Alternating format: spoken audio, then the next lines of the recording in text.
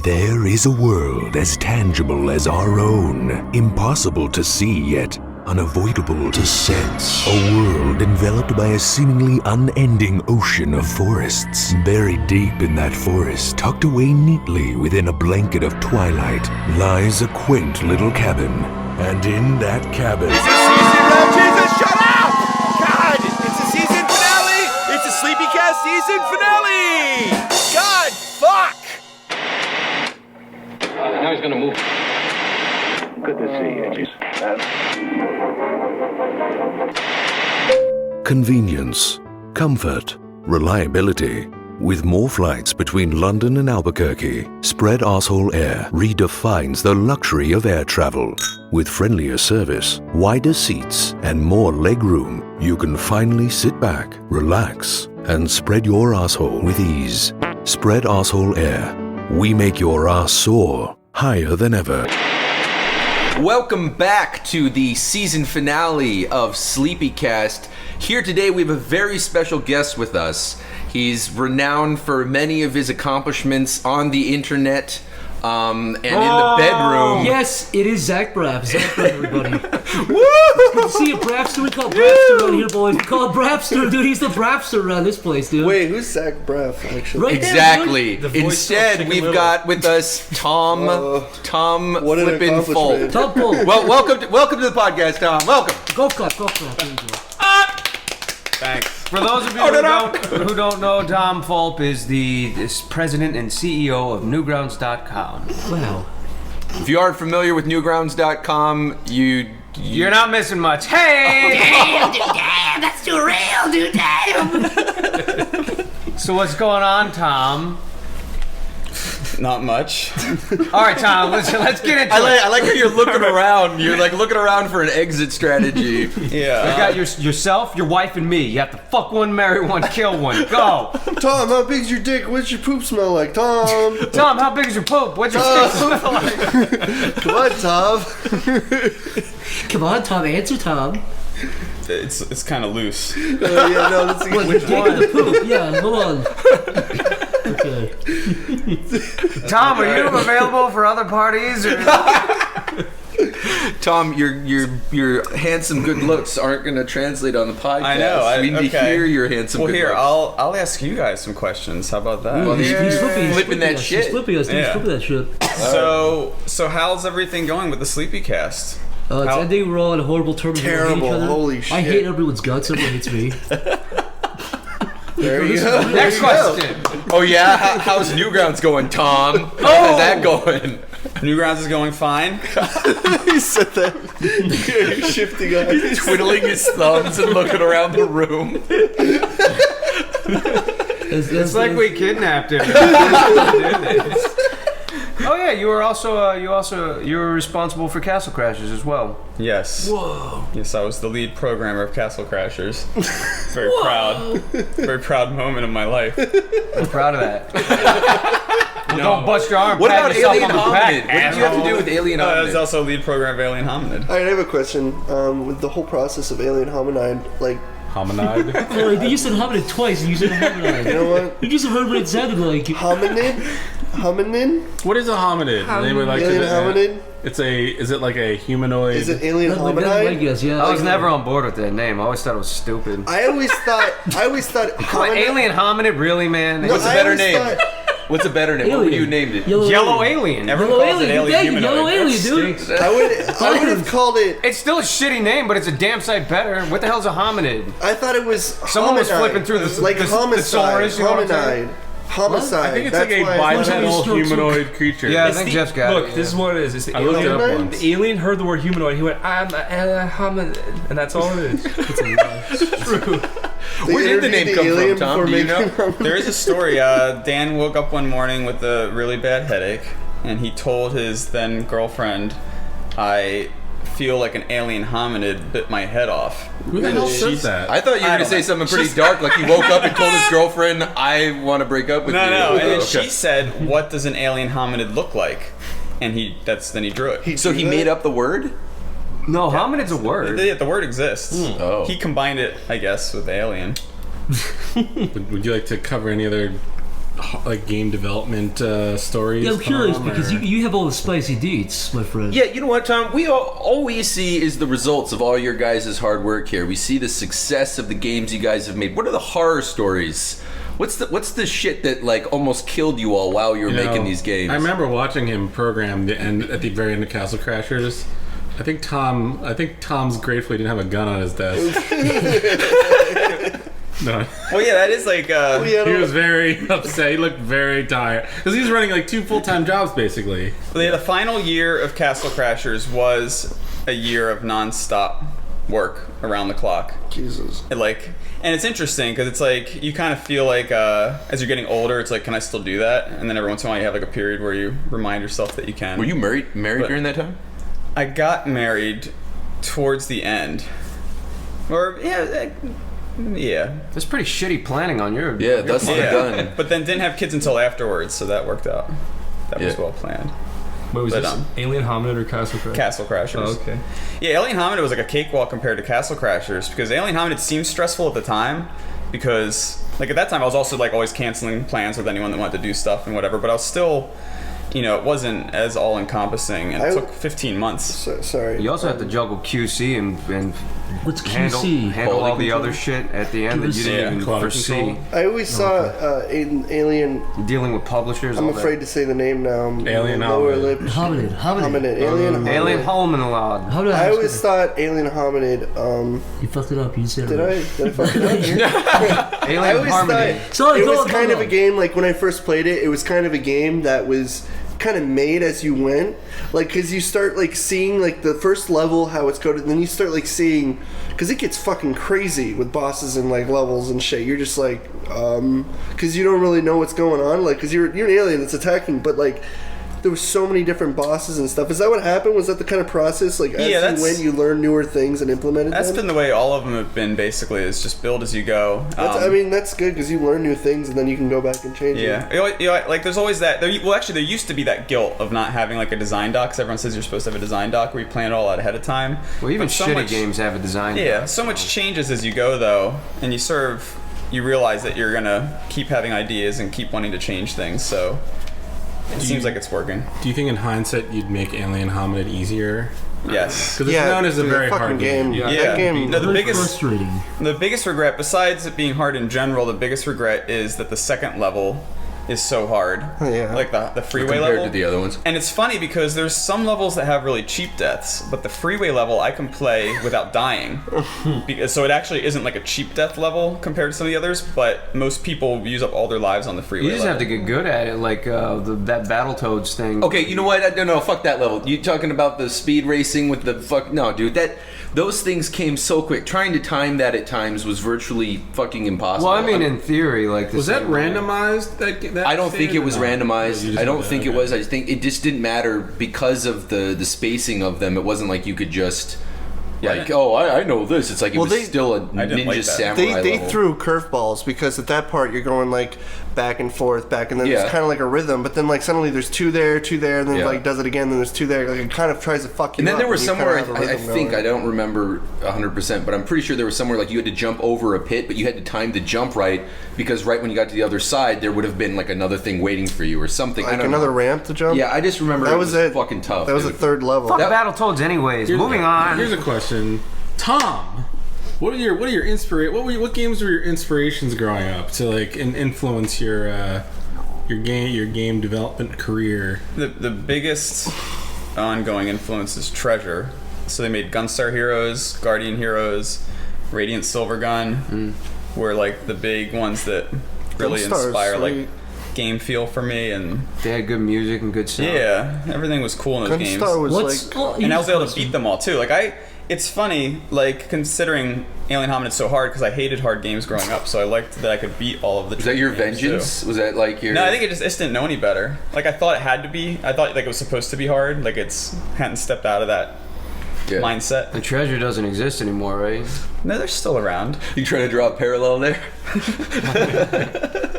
Following their footsteps. What's a good game to you? What makes a good game? What do you seek out to do? Besides like fun, obviously, you want to create fun. But what do you think a good game needs to have?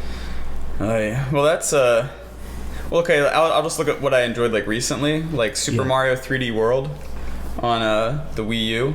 There's a video on YouTube that kind of gets into how they do it, where pretty much every level has a unique toy or theme, and at the start of the level you get introduced to the theme in a safe way where you can't get hurt while you learn it. And then next they have you do the theme with a challenge involved. And then for the third phase they put a twist on it and change it up, and the whole game's like that. Interesting. And it's so well polished where like sometimes I think of it more like a physical toy than a game, because it never reminds me that it's a game because it's so perfectly done. I think that video is Matthew Matosis. He made that video, Matthew Matosis. Yeah, I saw that one as well. He's good. And then that Captain Toad Treasure Tracker was the same way, where like each level is just this fun little puzzle box where you almost feel like you're playing with a toy in your hands for some reason. The view thing in that though is obnoxious. It can be a little weird. It would obscure the view. The gyro controls. What's a game you hated, Tom? What's a game everyone liked and you hated it? Well, the original Mario, but more and more people do come out of the woodwork admitting they hated the original Mario. But I didn't. You know what? I didn't like the tried original playing Mario. that fucking game again on like the Mario like the Nintendo remix. Are we really thing. gonna shit on Mario Brothers? Hold on, Hold on. I'm gonna stay and say I like I'm it. not shitting. This is Why what would I mean. you dislike Hold that on, game? hold on. I'm not shitting on Mario Brothers. It fucking came and it landed. It fucking revolutionized video games all over again after the crash of the video game market or whatever the fuck. But in our day and age, that game is a clunky mess. Like, playing the NES, like, remix and stuff, you realize how fucking floaty your jumps are. Like, when you jump, your momentum is still What's going. the NES remix? I haven't heard of this. It's actually a really cool concept where it lets you play old NES games, and they kind of put a challenge in a very on it. autistic way. And it's really fucking difficult. Oh. Like, sometimes it's really easy, like, collect 3 coins, and then it's like, what do you call it? Where you, like... Basically, it's like if you were eating did cereal like with marshmallows, and like all of a sudden one of the games was only eat blue marshmallows, and you sat there like an idiot staring into your bowl of cereal looking for blue marshmallows. Congratulations, you won. Yeah, and if you get it, you have a time thing and then the stars. So you want to get the best stars to get the best time. But sometimes they're like, hey, exploit a glitch in our game we didn't fucking fix because we didn't know about it at the time, but everyone else knows about it, and now we know about it because of the internet. And you're like, excuse me? I don't know how to do this. And then it's like, oh, too bad, you don't get any stars. Hold on, So why do you it's- hate Mario Bros? I want to know back what to are this. the reasons you would hate Same The reason. original Mario, it Funky just... mess. He said the original, like It 3 was still hard. holds It was up. hard, and yeah, I like No, 3. I like 2 a lot. I like 2 a lot, and I like 3. 2 and World are the best, in my opinion. 2. I think 2 is garbage. Something about Yeah. the first good. one just never... It wasn't originally a Mario game. It doesn't matter. I It's definitely still grew up good. on it. Well, it's not a horrible It's game, still but it's not way better than the first one. Did you guys ever play Bayou Billy? Oh yeah. So Bayou Billy was like Adventures of Bayou the Billy. first level was a brawler, but it also had like driving levels and stuff, and the graphics were pretty good, and I was really excited about it. But the first level was like this really long, slow level where the enemies, like there was this like, I think it was like a guy in like a wetsuit that came out of the water that took forever to kill, and the whole level was just like this slow slog, and most of the time you never beat the first level. And I remember this one afternoon, Wade beat the first level and then played through like all these, there's like this whole game after the first level that he was able to play through after that. But there was like, I think it was just like that one afternoon, and I've never seen anything but the first level. Was that one of the accomplishments that he holds dear to his heart? Wade always was better. He was more he'd persevere with the games more. I liked And now look at him. seeing the details of the game and everything. So you still haven't explained why you didn't like Mario. Yeah, I just don't, I think in general, like I don't like when you die and have to repeat a bunch of crap. That's like the best part of a game. Okay, Yeah, also that's you all can I just can- hold select and then start again, or was it select an A or just whatever it was, and you could literally restart at the world. Do you mean Yes. like start from the beginning, from the whole game, or you still like dying and have You'd the run stuff? out of lives and have to you'd run You'd out all your start lives. over. and I stuff. think a lot of those will give Everyone's talked. Hasn't every podcast talked about Mario though? I don't know. Let's talk about it. I just, Yeah, it's, we're talking about game design, but I'll say how I like Mario. I wouldn't say that I love it. I mean, I got good memories. I love Part 3. I want to know, as a game developer and owner of Newgrounds, what's the most rock star moment you've had? I mean, I'm talking like you dropped off in LA, you were at a club doing blow off a stripper's tits. I see the videos of this guy. I see the videos of this guy doing coke off those hookers. Yeah, I Dude, want to see know that what's shit. the most rock star moment that I've you've seen that Rockstar shit. moment? Yeah, and if it's too intense, we'll bleep out some Man, I details. I saw Tom do coke off his own dick once. That's hot. No, yeah, it's. Would you consider that a rock star moment? Oh yeah, No, absolutely. I don't know if I really had a serious rock star moment. He was in the like- middle of the dance floor when he Hard did to it. bounce. He hired Lick some your babes dick to dress like alien hobbit and just get around him. We had that party at the Trocadero once. All right. And Shock and I performed like FDA live on stage, and then these girls came up and took off their shirts and had Newground stickers on their boobs. Did they really? Yeah, so that was like pretty interesting. I like how you say boobs. On their boobs. But That's awesome. but yeah, no, I don't know. Just the few times that I've been recognized by people, like if I'm with someone who doesn't, like let's say I'm with one of April's friends, husbands or boyfriends somewhere, and someone recognizes me, that it's like really surreal because I'm not like, no one knows that I do anything that anyone cares about. I've been there. I've seen kids recognize Tom out of nowhere, and I'm just like, Can I But it really doesn't happen much. Like that one kid who recognized you from across the street and he ran over to you to get your autograph and got hit by your car. we were just eating food Hell yeah, down that's down the a street. moment. Can I build up your question, Mick? Can I ask you who's the most famous person you met because of Newgrounds? Like, what's the furthest you've gotten? All that right, way? so 'Cause- I won an award for there's the Flash Forward conference, and it was the Hammerstein Ballroom in New York, and I won the award for best Flash games, and I got to shake hands with Chuck D on stage. Who? Chuck D from Public Enemy. Oh, Who? So, that, I don't actually know. so anyway, Why is he in Flash Forward? I don't know. He must have been into Flash at the time.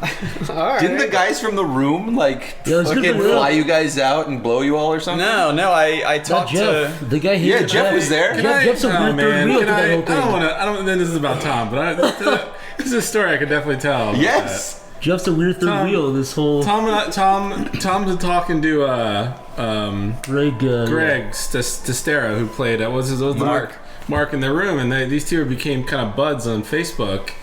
Mark was like ever since Mark Greg. played Greg Mark. Ever since Tom and I made the room game, and ever since he played the game, I guess he's been like a super fan of Tom's, and they got chatting, and he's like, "Hey Tom." Wait, he made the game. You were a huge part of that, right? You Exactly. and Chris made Well, yeah, music Chris for made it. Well, you music. did everything that you see. You I did all did the the art. visuals. Tom transcribed the entire fucking movie from, and then filled in all the plot holes by himself. Tom just took it upon himself to fill in all the plot holes. When What we do put you them in mean the when game. you walk in on like Denny jerking off? And stuff? Yeah, like there's the part where the character disappears mid-movie. Tom And then you came just up go with There's a it. lot of them, stuff like- there's a lot of stuff in the movie that doesn't really follow a proper order, so you have to tie it all together, and also you have to It's like jumbled like scenes. if you're seeing everything through Johnny's perspective, then you have to fill in the parts where Yeah. that Johnny wasn't part of, and tell the story where Johnny wasn't in the scene. You need to find the way to have that story come into Your Johnny's life. OCD is. You actually You put figured more out. fucking effort than Tommy was on to. Did you figure out how many days there were in the movie? How many days passed? Because like when they play the game and like he sleeps every night, Tom actually figured that out. Like, every technical day in the movie that passes. Did you end the story arc for Claudette's breast cancer or no? Oh no, yeah, that's probably the one thing we didn't touch on. She did DLC. Claudette's breast cancer. DLC. So what happened, Jeff? Well, yeah, Greg invited Tom down to Philly. He's like, I'm doing a script reading, and I'm doing a book signing, and I'm gonna. It's a whole thing. So Tom's like, hey, you just want to go along? And I'm like, yeah, all right, sure. So we went down to this event with Greg, and he's on stage, and it was pretty cool. It was like he showed a bunch of behind the scenes video interviews. He showed Tommy Wiseau doing these weird commercials from back before he did the room. He Now, was is this selling, like banquet wings. hall event, or is this like back of the bar? They cleared out some tables. I don't know event? what you'd call it. It was actually a morgue that had been converted into like an event space. It had a balcony. And it was a cool space. Was it quaint? Not too quaint. It was packed though. It was packed with people. Okay. Packed with super room fans. Were they all dressed as the characters and stuff? Do they all have their fucking plastic? They sports invited ready? people up on stage to do readings, and a lot of them nailed it. Really, honestly, Nice. They all they did the voices. Everybody was like flamboyant, enthusiastic about it. Everybody was having a fucking ball. In other words, it was hell for you. No, I liked it. Because I like I got obsessed with the movie after Happy Harry showed it to us, and that's why we made the fucking game. Right. So the whole event went pretty swimmingly, and at the end, when Greg's like, "All right, I'm gonna do my book signing," and Tom and I get in line, and keep in mind, this is like this is the first time in my life I've ever asked for an autograph from fucking anybody. Did you really want it, or were you just being polite? I was like, I wanted the book. I wanted to read the book. So I'm like... you might as well just sign it. I felt awkward about it. I felt awkward. I'm like, I hope you this... You can't tell that to sign I'm like, I don't know how I'm going to handle this, because I've never asked anybody for an autograph before. And, you know, I guess Tom goes first, I think, because, you know, those two are chatting it up about, like, the instant best friends are taking pictures together. I mean, I don't know what to say. I'm like, hey, man, I wish everybody could have a friendship like this between Tom and Greg. And he's like, hey, man, he's like, you know, he's like asking, he's like, come to Hollywood when we make the movie. This is before this was even public knowledge. He's like, hey, man, we're making a movie, and you're invited. I didn't get invited to the movie. Well, the premiere. I was hoping. No, I didn't get invited to the premiere. I'm hoping. Right. It still happen. If the movie gets made. My dream is getting invited to the premiere. And so... And the whole time I felt like this weird dickhead, like on the sidelines, or you guys are fucking nerds. No, so I grab a book. They give me a book, and I'm like, oh boy, here we go. And I go up and I'm like, hey Greg, how's it going? And I shake his hand and I'm like, hey, I'm a fan. You know, I didn't know what to say. And then he opens the book and the book was already pre-signed. It was pre-signed. So I'm like, he's like. I guess I'll just sign it again. It's like. Wait, where did you get the book to begin with? They had a pile there that they were just giving everybody in line to like go up, get signed by Greg. But I guess there was a pile that was pre-signed. I don't know what they were doing with those. Yeah, one time I was flying, or I was going through the airport at Philly, and I bought that book, and it was pre-signed. Yeah, it was weird. I don't know. Do you think it was really signed? Yeah, no, it's signed. Like, by the way, did you read it? That's a really fun book. I love that book. It's great. I still gotta read it actually. Yeah, The Disaster Artist. I read it in like 2 days. I'm really excited for the movie. I hope they don't do a lazy job on it. I think James Franco has like Tommy's droopy eye and shit. Yeah. Wait, they're actually doing a movie. Yeah, James Franco and Seth Rogen. Is Seth Rogen in or just helping produce? I'd say no. I think I saw. Yeah, I think I heard about that. Really, I had no idea. He's really good. Looks like Tommy. I had no idea. Fucking, he was another James Franco saggy project. head. I thought it was just like some other people who just took the reins. He did mention the game in the book, right? Yeah, he just mentions. And he said, "Thanks, Jeff, for that awesome artwork." He prints your face out in and neither of our names are mentioned there. I'm forgotten. Although there was a documentary coming out about the room, and they came over to interview you. You didn't want to be in that interview. That's true. So see, sometimes you just gotta. I know. Yeah, I'm guilty. You're gonna get Jack Kirby'd if you sideline yourself too much. But I'm good at sidelining myself.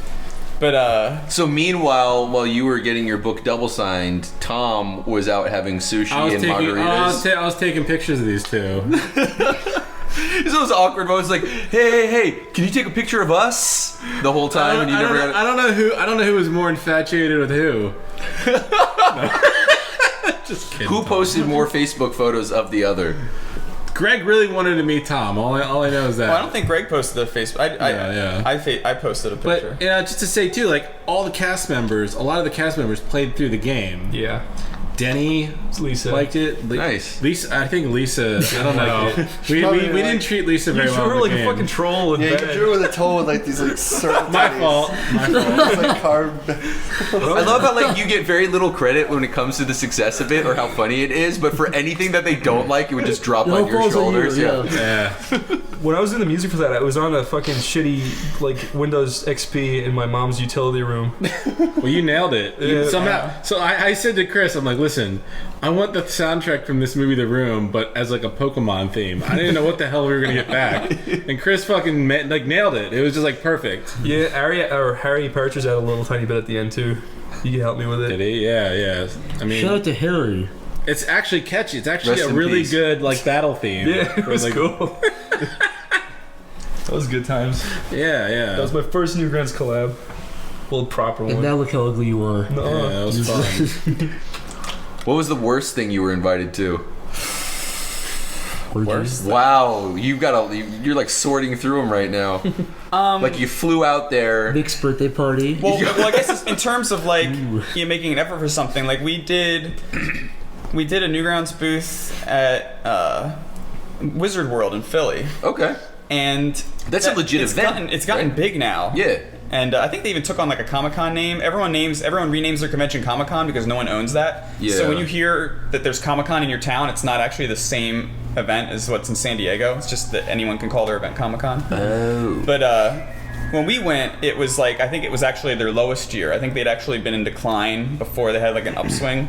And, we set up a booth and it was just like, I don't know. This is the worst thing. It was like the emptiest. It wasn't that bad. It was, I mean, as far as, going out to do something. I was hoping, like, you went there and it was like just a dark room and they kidnapped you. I would suspect, like, getting paid to go out there, they're like, oh, we've got a place set up for you, and then you come out there like it's a long flight, like 12 hours, and then you go there and it just completely pointless.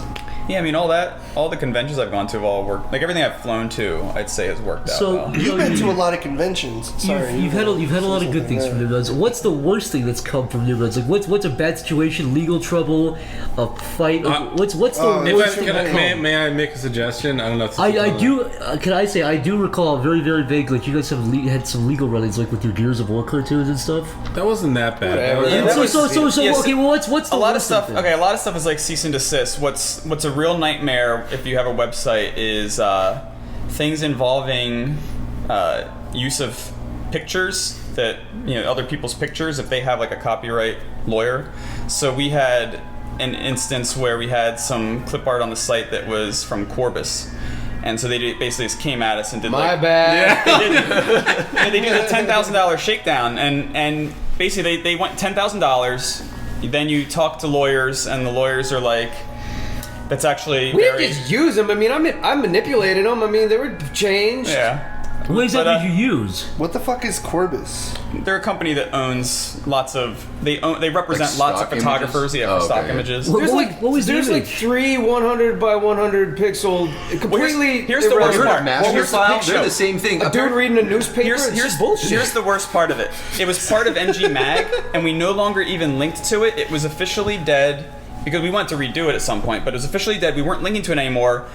It could have just been deleted at any moment, and because we didn't delete it, they ended up finding it and then sending this thing. So you talk to the lawyers, and they're like, it's really hard to win against someone that owns a photo. Like, there's not really any sympathy in court for that. So, you're going to have to spend a decent amount of money. So then the lawyers go back and forth, and then they get it knocked down to like $7,000. Meanwhile, are you paying these lawyers to do that? You usually, as soon as you involve lawyers, you'll spend just as much or more when it's all done. So the only real reason to involve lawyers is if you don't want to give someone else the satisfaction of getting the money, and then you essentially give it to the lawyers instead. Mm-hmm. But couldn't you have just bought the pictures? No, because once they catch you, then it's they want the big payday. There's similar. I don't know if I'm actually legally allowed to say this because I think we had to sign something, but Masterfile, they're notorious for that, and I did some research on them while they were trying to sue us. And essentially what I discovered is because stock photos are becoming, there's just more and more places to get free resources. So these stock photo sites that are used to these exorbitant amounts for the rates that they would charge to like a major magazine, like a Fortune 500 company magazine or whatever, they end up spending less time gathering images and doing anything like back-end, like making sure the site runs and all that, and they actually spend more resources and time going to court with people. Mm-hmm. Like, that's actually where a huge chunk of their money comes from, because it's not coming from images anymore. Yeah. And so they'll just take people to court, and they'll try, that's the thing, it's like you said, $10,000, it's like they will just drop these huge numbers on you, and what ends up happening is they try to act like they're doing you a favor by being like, fine, 3,000 for using that image. They set it artificially high to haggle you down. Exactly. Yeah. It wasn't malicious or anything. They were completely harmless. And then they just came after us. It's ridiculous. Sorry, go ahead. Well, I was gonna say there's another case where it was a game that we sponsored. I was gonna bring that up. Yeah, I won't name names, but they had used a photo, and the main character in the game was the photo. But it was just but not in the game, just the title screen. Okay. Was it that shark game? Oh, right. Now I've said too much. Oh, well, anyway. Shit. I thought that's... We'll cut that. Start that last sentence again. Just do it again, sorry. Yeah, so there's been cases... So one example was a game that we sponsored where his title screen used an image that was owned by somebody. And that was an interesting one because as a sponsor, you're kind of off the hook because you can be like, oh, we just advertise ourselves on this game. But you're a good guy. But I'm a good guy, yeah. So I took care. I actually paid their. You took the hit for that one. Yeah, I took the hit, and I bought the license. That was an expensive one. What was the hit? $10,000. Oh, Jesus. And then I bought the license so that it wouldn't have any problems moving forward. But because I figured he's going to start finding it on other websites or whatever. Right, If you know, even if you edit the Newgrounds version, it's going to end up being everywhere. Yeah. But and then similar to that is the patent troll companies that try to, they accumulate patents, and their whole business is accumulating patents and then just suing people and getting licensing fees. Right. So we were. That's some snaky shit too. Yeah, dude, that's the same thing as it's not the same thing. In a smaller version of that is those people who sit on websites. They just buy up all these different website names, and then if you want something, if you're a company, if you're a large enough company, they'll be like, we want $1 million for this. Yeah. And dude, it's weird too. Maybe Tom, you can mention this. You mentioned like the one patent troll website you went to about it's like these people like are smiling, and it's almost like they're proud of this. Yeah, a lot of them, here's I'll tell you all about some patent trolls, because there's some things that people don't know about. So there's a court in Texas with a judge that is very friendly with the patent litigators. Yeah. So what they always do is they always set up a location in that town, and then they run all their lawsuits through that town. And I'm sure this judge has made a fortune off of it, and he should be like disbarred or whatever. But that's, as far as I know, that might still be happening unless that's actually changed. But that's exactly what happened with us. It's like they were going to use that courthouse. And another thing about patent trolls a lot of people don't know is, like, if you hear an ad on the radio for a company, and it's an ad that says how they're like a great company doing cool stuff, and they're looking for talented people, patent trolls actually run those ads to build positive reputation. So that juries, when they go into court, a jury will be like, I hear their ad on the radio. They're doing this and this. So there's a lot of stuff, but it's like, anyway. Well, that's dirty. So in our case, it was. How did you find that out? I just hear things. But anyway. So anyway. You're like, I didn't just drop $10K for no reason. But our case, it was someone, they had a patent for running ads while you're listening to music online.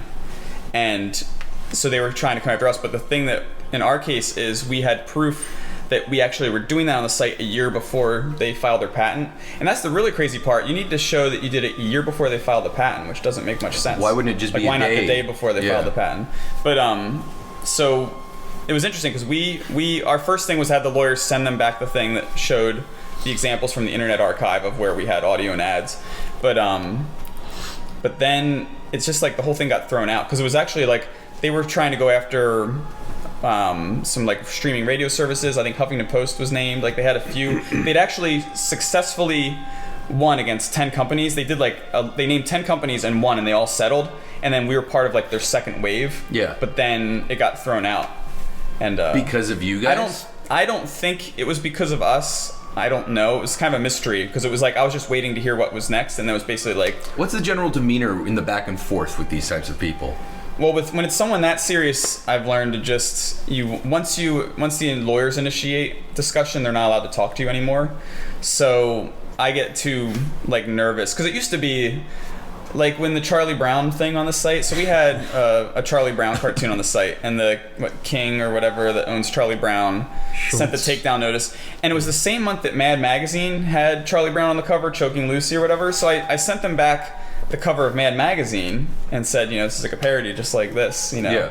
But that just made him mad, and like then I actually like got the lawyers involved, and it basically came down to lawyers are like, you have to take it down or we're gonna go to court. Right. What did make it a parody? What made it like what made what it is if a company, companies have a lot of money, they know that even if you would win, if it went, they know that we would win in court, but they also know that we could not afford. It would cost us $100,000 to win. Call your bluff. Yeah, it's like you have to. Let's say if someone says that what you made could cause confusion, then you have to pay 5 figures for a study to prove that the general public is not confused between what you made. There's all these things that people don't understand. It's like once it goes to court, they'll basically bankrupt you, and that's how. It's funny, just a side note, we have some friends that have had like YouTube networks, like the aggregate networks, and I know I don't need to name names, but there is one in particular that a lot of people were with for a very long time, and when they tried to get out, it's so weird because like they wanted to get out because clearly there was no relationship, things weren't working out, so people wanted to bail, but due to some of these lifelong contracts and other things. I know what you're talking about. I'm not going to lay names, yeah, but I will say that the contract was like when they brought it to court, that it was actually against the law. Sure. No. I know that, but I know that part of their process in order to, how do you say this? Intimidate? Basically, no, bleed people. So what they would do is that they would make it so you had to get a lawyer in order to get out of this, right? But the thing is that I guess there's like a 30-day grace period between correspondences. So like they have to respond within X amount of days, whatever it is. And what they would do is they'd always wait until the very last day in order to do the response. So that means if you're just some lowly content creator and you have a lawyer trying to help you out, that time, that the clock is ticking. So like they would literally just bleed you out. So every email, and like they needed clarification on something, it's like 30 days, 30 days, 30 days, 30 days. Yeah. So you eventually would just have to drop the lawyer. Well, I'll tell you what always worked for me is I always look at, for a contract, I always look to make sure that they don't have a clause where it says you can't say anything bad about us. Because that always works pretty well. Yeah. If there's not a clause that says you can't badmouth us, all you have to say is like, dude, look, I can tell everyone what a piece of shit you are, and that usually scares them. And that worked with the specifically the network you're talking about. That's what I did. I was like, listen, I will ruin you. Oh yeah, that's they right. Let me go that week. They fucking let me go that week. Yeah. The real genius of YouTube introducing networks, I'll say there's like 3 points of genius. The first is they eliminated all their personal legal liability by allowing other companies to take responsibility for what people upload on YouTube. You mean YouTube eliminated it? So YouTube, like if you upload something that gets you sued, it's your network that this is now their problem because they're a company that has resources. Right. The second thing is they eliminated all of the financial and tax liability of how you pay people. So let's say you have a guy in another country getting U.S. sourced ad revenue, and you're not withholding the proper amount for the IRS because you're an American company. If you give that money to another American company and they do it wrong, that's them. That's on them. So it's not even like they don't have to worry about all the paperwork. They don't have to worry about dealing with all the individual people. So far, the way you're describing this, it sounds like laundering money. Like the way it's you more like like funnel it through these filters. Yeah, so they're letting it be other people's problem. Right, but they collect on the goods, but then they don't have to deal with. And then the third was that all these networks came along and raised millions of dollars, and then actually used venture capital to boost people's CPMs. So that like when people early on were getting the guaranteed ad rates, that was just because these companies they'd raise like $100 million and they'd be able to just burn a few $1 million, giving people a guaranteed rate because they wanted the best Which sucks people in, and then it made everyone think YouTube. It makes everyone think YouTube's amazing when it's all just like a house of cards. It's a nice little bubble that's gonna pop. Pretty much the biggest networks, like it's a scam, right? So that like the ones who will accept anyone. If you're like a little kid with 10,000 subscribers and they're like, yo, come onto our network, we'll help you out. It's a scam because their biggest clients are the people with like millions of subscribers, right? And they're just pretty much so if they're offering someone with even under 100,000 subscribers, there's no way they'll ever help them out because their biggest clients their come resources. First. Essentially, all they're doing is they're getting as many people they can to just kind of take 30%. And they've got tens of thousands of clients, so of course they're never going to get to everybody. Their emails are so funny too. I like it when they say they'll just like flat out lie. Like they'll be like, we've worked with such popular YouTubers. Dude, my name is used in those emails. The people I've with, I've seen emails. It's like we work with some people have Psychicpebbles, like 2 spaces and real headlines. I know they like spell Spazkid wrong, and I lean over. I'm like, dude, do you work with these guys? Yo, and my favorite email is the one where they write when they're like recruiting people, and they're like, "We love your channel." Your videos are crazy. Which one's your favorite? Oh, we love your videos. Yeah, all your videos. Oh yeah, they pick a random title. Like they'll pick something like that I did that it's clearly a piece of shit. Right. Like they'll just go through and be like, that's my favorite, and then or they'll go by the most viewed one. Yeah. But I remember when what's his face? He worked for the actual cartoon thing. He did the bear, Wadova Bear. Joe Bows. Yeah, Bows. Yeah, so Bows, when he posted that one Twitter image of like the account, there. I don't want to say, again, not names, but there was a network that Broadband TV. Anyways. Apparently an intern did it, so the company, isn't liable, I guess. But they had sent out all these tweets saying, "Hey, so and so, we really love your channel. Please, write us. We want to talk." And it was just like, it was just like the whole screen, and like we went through the account, and basically they just shoveled in all these names, copied and pasted, and went. And it was like, of all the people to send that type of like it's just it's not only is it not personal, it does seem kind of just robotic. Yeah. I mean, even in the emails, I get like 3 or 4 a day, dude. Yeah. Right. And what do you think of those people? Like, fuck off. And I think nothing of them. Right. They're a dime a dozen. You know? And again, they're just trying to take have the over same my pitch. YouTube account, and if I click, and I'm just going to be redirected to a sign-in YouTube page thing. Usually, Actually, I get nervous because, like, I'd say maybe like 6 times a year, I might reach out to someone who I've seen like a video on like Vimeo or something. I'll be like, I really like that. Like, you want to show it on Newgrounds, you know? And then I always get nervous that they're just gonna be like, so this is how that fucker does it. Just emails everybody, you know. Fucking Worlds people. Yeah.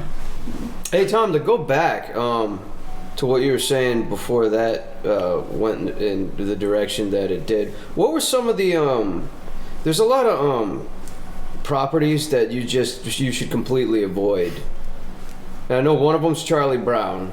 Mm-hmm. Is it really that? Is Charlie Brown? The Smurfs. Really? Godzilla. Godzilla is definitely one. I read Godzilla goes after people. Yeah. It's usually not the creators. It's normally they have like crazy huge legal teams. It's like their job to go out. And Godzilla has literally a legal team, and they're known as the Godzilla of legal teams.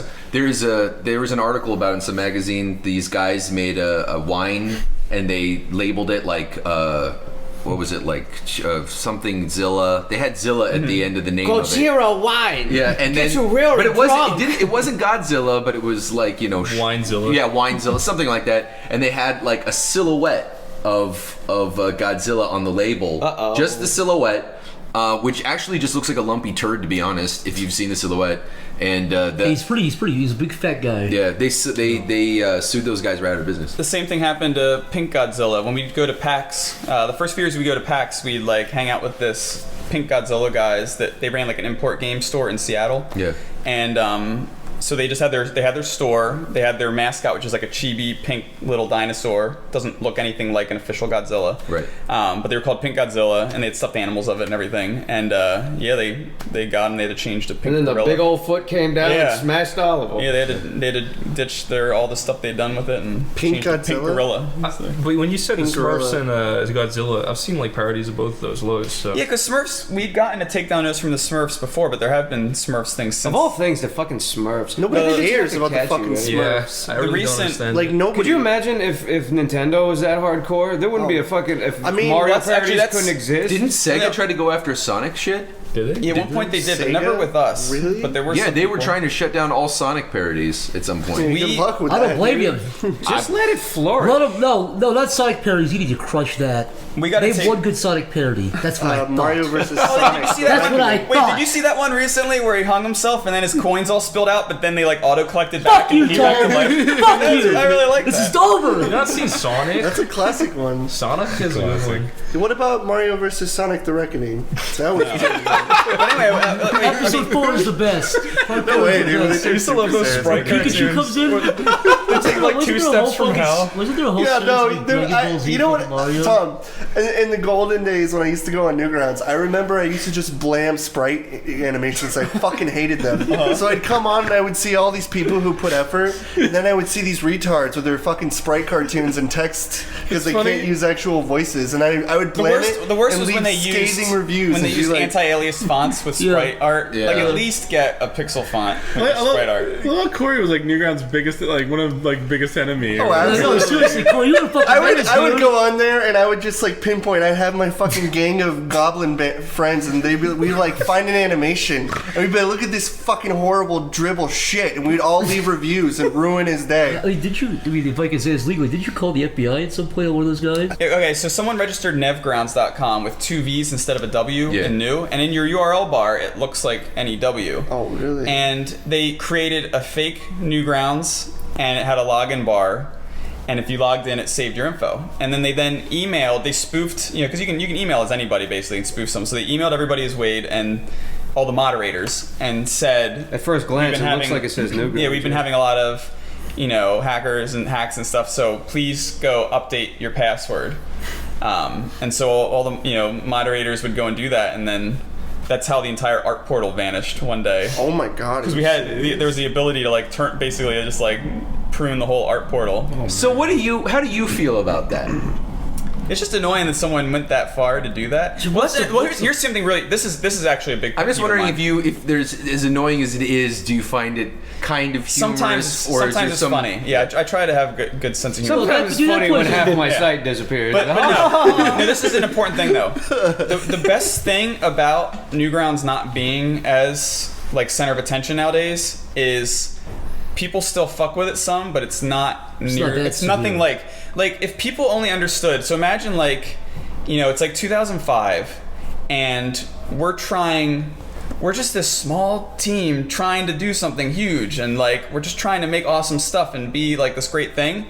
And so much of our day was spent by kids that just wanted to tear it apart because it was like the biggest thing to them. Like they thought it was the biggest thing and they just wanted to destroy it. Do you think if you guys didn't have to spend your resources plugging holes in the hull of your ship way back when, that the site would be in a different place today? I mean, we definitely would have been faster with features if we weren't doing damage control and moderation tools. There's so many sites that launch, they don't even build the moderator tools we need to build because it never becomes a problem for them. It's like you build the tools as you find the problems, but so many sites just never even get those problems. What was the most kind of frequent stuff that you have to deal with?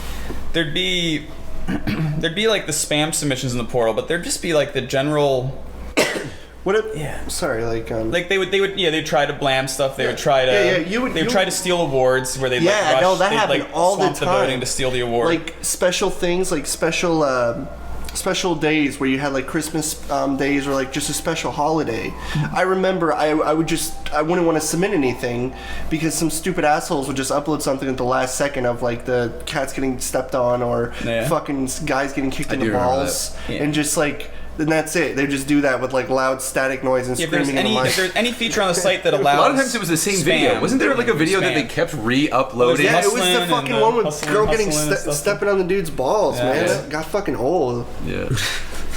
Do you think any of those people would want the site to actually go down, or do you think that's they the did thing? it? Yeah, I think a lot of them like it. And the funny thing too is. Just like attention. So there was a lot of kids that would submit this horrible content, and we'd sort of we'd let it exist, right? Because we're just trying to be open. Who are you to judge what's good and what's horrible? But what's funny is, what do you mean horrible? I'd say at this point, it feels like half of the most horrible people have had me take their stuff down because now they're applying for jobs and doing stuff. And there's things on Newgrounds that tie them to their current identity, and so now they want it all removed. And you should have just waited and said no. I know. That's it. It'd be like no, the reverse troll. Yeah. Be like, in fact, I'm adding your real name. Yeah. Right now. Have a good day, Jason. Gonna put your Google Maps right here, your house.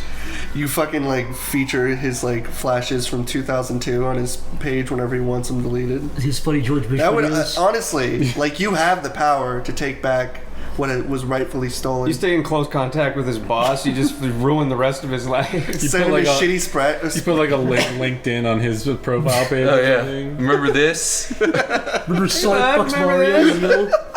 You thought this was pretty funny back in the day, didn't you? Who's laughing? Who's laughing now? Do you think any of those people that were kind of trolly and weird back on the site back in the day are either murderers, imprisoned pedophiles, or dead? No, look, I think they're just.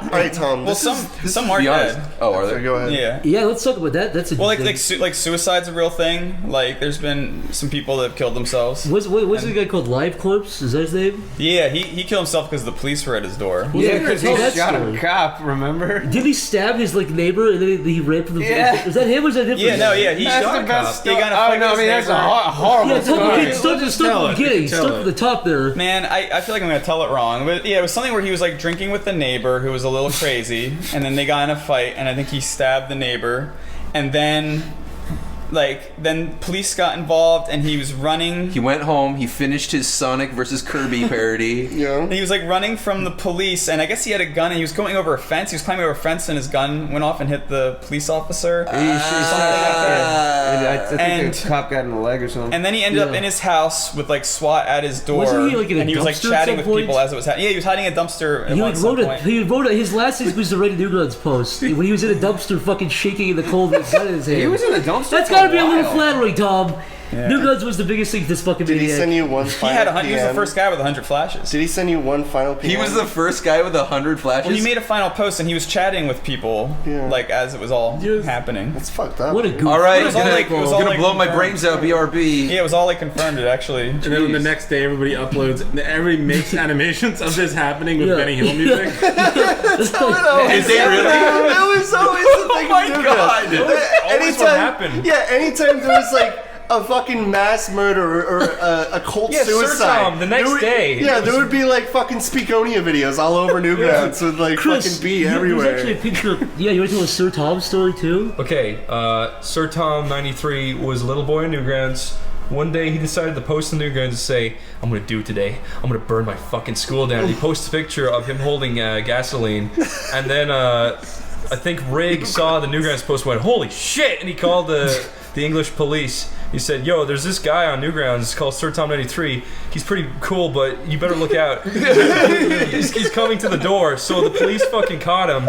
And then, the police found him in school with gasoline in his bag. Petrol. There's a Petrol. picture. No, that's the thing I'm getting to. Oh, so, okay. but wait. So Newgrounds rejoiced and made a million flashes about Sir Tom trying to burn down the school but getting caught. That's how that was. That's always what happened. It was always a big fucking drama, and was then the everyone best. uploads stupid, shitty flashes. What happened was to the What happened to the best. kid? Okay, so I don't know. I think he's like. I think he went to jail actually. Yeah, I think he went to jail. But there's a picture of me like eating ice cream with him at a Newgrounds London meet.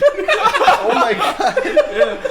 Well, no, we're not eating ice cream in the picture, but I got ice cream. I bought him an ice cream at a Newgrounds London meet, and then there's a picture of me laughing in the background while he stares scarily into the camera. Oh my god, dude. Yeah, so It's a small world. yeah, it was good. The ice cream was Wasn't there good. also like a school shooter a couple of years ago? Well, there was that guy that made that movie Regret. Like It wasn't a he- school shooting, but he like shot a bunch of people. Oh, he was like a Native American, right, on the Yeah, reservation? he was never. He'd uploaded like 2 movies, but I don't think he ever really was like active beyond that. What a Should silly have seen that character. coming. So you have Newground Faithful Holidays created by the content creators. Is there any holidays that you thought were Stupid.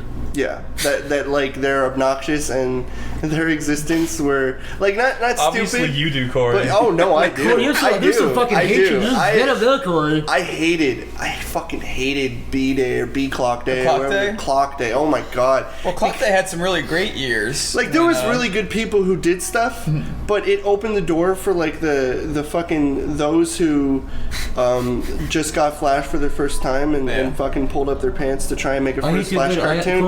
Corey, And then they learn from the best the triangle on the side with the fucking Well, Speakonia voice. that's why everyone. I that's, can't stand That's that what made the voice. Clock I Crew such a cannot stand success it either. I because can never understand it. It's stupid. It's dumb. you could Corey, be a I made one 12-year-old of those. kid. Did you know that? I would have did. fucking Like blamed you, 2006, dude. I made one. Most of I thought a lot of those people who were posting that were actually adults. There are a lot. Well, a lot of them have grown up There too. was but, good ones and bad but no, ones. the like thing that anything. There the thing that was really once- appealing is you could be a little kid whose voice hasn't changed yet. You're too embarrassed to like talk, Yeah. and you're not a good artist, and you don't want to use someone else's character like Mario or whatever. So you could take any object, put a clock face on it, and now that's your original character. And then you could use Speakonia to do the voice, and now Is that no one what had it to know was? that. Yeah, so it was such a perfect way for kids to begin animation. Oh my like, To God. lure kids. Yeah, to have I a was- voice. even though a lot of them didn't really aim higher than Tom, that. I you remember are romantic there was, to the bone. The Lock Crew, they were really Lock Legion? talented. The Lock Legion, yeah. The Lock Legion was And they really good. weren't they a response to the Clock Crew? Yeah. Yeah, because they Didn't saw Rubber Ninja start as Lock Legion? he might have. Yeah, I just remember Lock Legion. Like every time Lock Legion posted stuff, I was like, "This is good." And I Yeah, see their Clock collabs Crew, were pretty and they come badass. out and they're crap the same What thing. was Corey? What was the first cartoon you ever uploaded to Newgrounds? Oh my god, the first cartoon. Yeah. Oh, it was awful. It's just like fucking like it was audio from a Pokemon show episode where Ash is talking about with Pikachu for the first time, where he's with Pikachu for the first time, and Pikachu got shocked or something, and then he's like holding Pikachu, and there's like this guy who's like, "We've come so far and gone so long," and it's like this like fucking song, but the song sounded like they were like gaily embracing each other, and then you hear like because he's like running with Pikachu. So I had the genius idea to have him rub his dick against Pikachu's face while he's like while he's like running with, and you could hear Pikachu like did it come over Pikachu's face at the end? like Pikachu. There's like wasn't just this episode 1 when Pikachu didn't like him at all? yeah, and then like Pikachu's like Pikachu after he's like fucking doing it, and you can keep hearing him go. And then he was like, Pikachu is my very first Pokemon, and he comes all over his face. And then it zooms out, and it got copious amounts of fucking hate, and it was the first cartoon I made. But Is it still on Newgrounds? Yeah, no, it is. But my favorite cartoon was Brawl 4. That one was a lot of fun. I love Brawl 4. I did Brawl 4 in 6 hours, but that was me Brawl and 4 is still classic. a $13 Walmart mic and just noise, just screaming and fucking. I'm like, Lyle, say I used to things. love doing that with old like mics you buy at Walmart. You just like go. You mean those fucking Yeah, stick no, ones? I screamed so loud in it that like I also told Druox, I was like, Druox, yell as loud as you possibly can into the mic, and he screamed so fucking loud. There was this painful like noise from like when your fucking mic is too loud that it actually breaks and it fucking makes some loud noise. Yeah. And then I was like, that's amazing, and I stuck it into the cartoon, and I hate you assholes. but I did that not just because I thought it would be funny, because like I was seeing Dick Funnies, like the Brawl Taunt stuff. It's and only it got funny me- for you. Nobody else laughed. Like, nobody's hearing their speakers crack going, ha, that's great, dude. Me and Zach actually screamed and laughed. You know, I cried laughing It's myself a the niche first time. audience. It's the same people who like who can laugh at people falling down. It's like that sort of stuff. You laugh at misfortune. The idea of it being so fucking loud is funny to you. Tom, Alright. is there anything that any of us uploaded that you were either like disgusted or disappointed irritated in us, by, or Wait, irritated? Or, Do you have like a monitor so you can like? We can watch it. We can watch it later. We can pull up your. I want to show you an example of like. I did the Wishbone theme song. I turned up the volume 300%. I had it was so fucking loud that it was actually like I couldn't hear when I was like doing the audio, because I was a genius who had the volume all the way up. The act of You're like clipping fucking makes making you your ears laugh. bleed. Like, oh, this hurts, man. The act of clipping people's speakers makes you scream and laugh. Oh yeah, I just love the idea. Who the fuck is clicking on Peach Hentai collab by Hulalau or Golfino and expecting anything but the worst shit ever? Like, what do you expect? I actually like those guys a lot. I ended up collabing with Hulalau and that other guy. I don't know how to say his name. He kind of just left and went off to be a male nurse. Like that's. I remember for kids. Yeah. Yeah, I know. He was really good at what he did. Yeah, he was great, but it's really funny He works too. really fast. Do you know the story of like Hula? Have we even told you about Hula? It was. What's funny about Hula is he understands certain English words, but if you say his name with certain English words, he'll get really offended.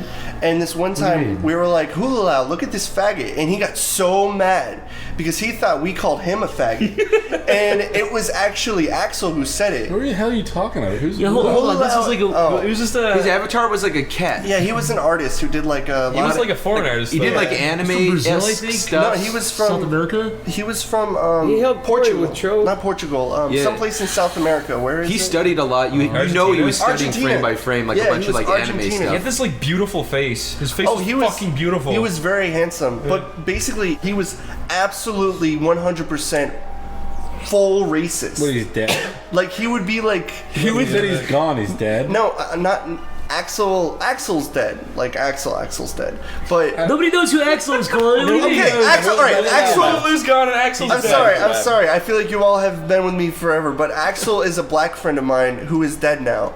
But Tell the story of Axel quickly. he basically hated black people, and he would always send Axel. He'd be like, "Stupid fucking ape man," and send him pictures of bananas. He would Damn, say this. God. He would say this in text and send him bananas with gorillas all the time and laugh. And then, and It's Axel, pretty funny. Yeah, Axel liked him. You gotta give it to him. As Axel- racist as he was, that's pretty No, funny. Axel liked him so much that he just sort of accepted it. But he's like, I don't know if he's joking or if he actually fucking hates me. But I'm like, no, he actually hates you. And so when he said, Hulalau, look at this faggot, because we were both saying it, he's like, he thought he was saying it to him. And so what ended up happening was Hulalau killed him, and that's why Axel's dead. we had to somehow explain to Hulalau that we weren't calling you a faggot. We were saying this guy is a faggot. Yeah. We were like, it was really hard to explain because he did come into Skype calls and he would like, you would hear him like go like, and like in the background. What? It's from the heart of Africa? No, he would like say stuff and then he would come on and he'd be like, hey bitch, fuck you bitch, like stuff to people just randomly. But when he ended up like kind of patching it with Axel, and he drew Axel a picture of him as a black man, which is still on his Newgrounds page, and he's never changed it. Well, because he's dead now. Yeah, exactly. So if you want to see, look up Axel the Navy. There's a picture of him, and it's the one that Hulalau drew. Is he eating bananas and slices of watermelon? I think he's actually holding a watermelon and a banana. I'm pretty sure he is, actually. I can't remember. Jeff, you asked a question to Tom earlier. I'd like to answer you asked the question. Sorry, I kind of derailed it. But Hulalau was a big part of Newgrounds. He was always on all the things, and he was actually like, he loved Newgrounds. Like, he was always invested in all the people. He was in a couple of the collabs we did. His final post, though, sounded like he like really fell out of love, unless he was just maybe the web in general. No, he was just really bitter with a redesign because he. Oh, really? He 2012. Yeah, no, he was super bitter because he wanted to. Sorry, I made it better. No, exactly. He wanted to be able to release like shitty cartoons, and he wanted people to blame it. Oh, you mean from a technical standpoint? Yeah, he didn't like the fact that he couldn't release trash anymore, and nobody would blame his cartoons. So that wasn't weird thing. That wasn't redesign related though. It was because like you remember the old design like when stuff was on the flat picture and you had to click it. This came in pictures now with like star ratings. Oh, like you went to shock him. Yeah, maybe you should cry about it and then become a male nurse or something. Little bitch. For kids, I bet he'd love working with kids. I'm sorry, Jeff. That was actually something else the project system changed. Was it used to be that you kept a portal buddy list and you could add your portal buddies to your submission. So spam crews could submit stuff with like we had a limit of 10 at the time, so they put their 10 spam friends on every submission. Yeah. But when we changed it to the project system, we made it so you could invite people ahead of time, and they would just sign off and get on board ahead of time before you publish. And but because we got rid of portal buddies, they could no longer just lazily add 10 friends every time, like instantly. Right. And I think it just sort of killed off that whole malicious, worthless fucking group. Yeah, which was kind of a good thing because it always created the feeling of a group of bullies, because like one person with 10 friends could all by himself give the impression of a group of bullies acting on someone. They could say this user sucks and put up a flash and there's 10 people on it and it really looks like a lot of people hate that person. Yeah, you did have to be careful with who you were friends with because you never know. Yeah. Or knew, rather. Is there anything any of us in this group has made that, you're either disgusted or disappointed in? Can I extend this question? Oh, no. Any of us have made or we've done, or we said or done where you're like, you motherfucker, you piece of shit, you trash? You could be honest, Tom. No, never. There's never been anything that's totally upsetting. There's just things that make me like nervous. Like, what? Like I think. Okay, so I'll try and go in like order. Like I think Street Life was the first thing. The first flash with the sex scene. Was that? To my recollection, I remember looking at Street Life and I'm being like, wow, it's like we haven't gone this far on the site yet. So it's like, but so that was like a decision point. Oh no, there's boobies. What am I gonna do? And then I guess with Jeff, he did the Pokemon. Oh really? Oh yeah, that worried you? Yeah, well, I thought about it in retrospect. I thought maybe that's because we put that on our YouTube, and I was like, maybe that's why. It's got like half dislikes, or maybe that's one of the reasons. That was one of Jeff's best screams. The timing after the pop, and he's like, ah! And the look on his face, it's genius. The timing and everything. It's weird because by the time that cartoon came out, I feel like so many other things were already quote unquote okay for the site. Yeah. That didn't really seem like it was too crazy. I've gotten more hate for that than anything. Jeff, on YouTube, I think you have. Yeah, you got a lot of unlikes. Yeah. I always feel kind of guilty for that.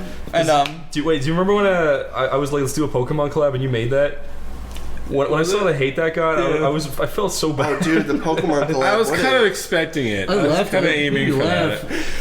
I kind of knew. I knew I'd go like. Who started the Pokemon? It was me and It was Chris. It was me and someone else. I think it was Aaron. I did a really cool menu thing. Well, I was for waiting for that. people to talk to you. Yeah, I didn't think we were actually Oh yeah, Poke Awesome was supposed to be part of it. Yeah. So was Hans did a video. Like, Oh yeah, in the Pokeball. Oh, that's why everyone made Pokemon Yeah, that's why we all did Pokemon And cartoons. I was the only one who did. And then you're the only one who fucking people did thought make it was like a thing, like all the animators were doing, like make Pokemon cartoons. Yeah, everyone thought it was a trend, but really Because it was, nobody knew that it was like a thing. now making a originally. Pokemon, that's like your gateway into YouTube. Because Yeah. you get all the absolutely, YouTube yeah. search traffic. But then. it started out as a collab. You just kind of disbanded Yeah. people. Yeah, I but think you know Hans what? was the first one to you, release his- Chris, and Aaron, and you motherfuckers here, you think you're all the motherfucking Oh, first, fuck and you're off. not. You know who did the first one? What?